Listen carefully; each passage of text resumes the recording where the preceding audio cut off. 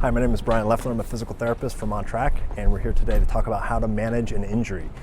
Last time we talked about the difference between being hurt and being injured, and I defined being hurt as having an ache or pain that hasn't really prevented you from being able to do your workouts, but as long as you manage it properly, will not become an injury.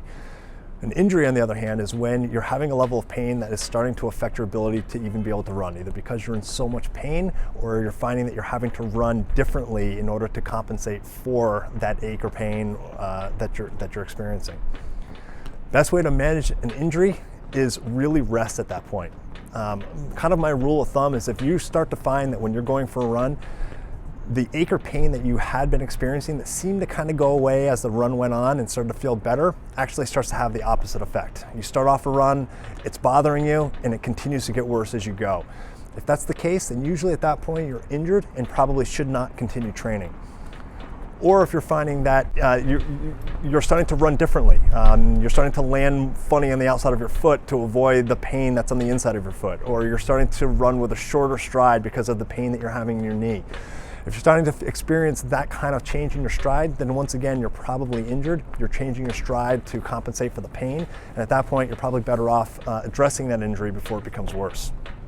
Once again, the best way to allow your body to heal itself is through a process of rest and active recovery.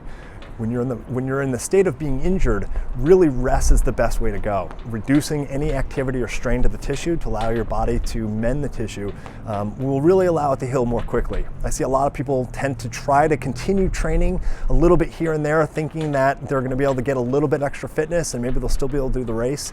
And what happens is they usually end up making it worse. The worse the injury becomes, the more time that you end up having to take off. The more time you take off, the less likely you'll be able to make it to the starting line.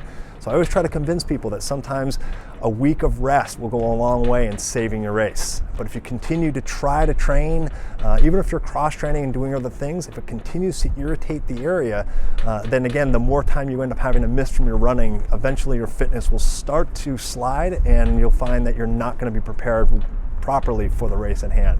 So when you're injured, best course of action at that point is really rest, and then at that point seek the help of someone that can really guide you in terms of where to go from there.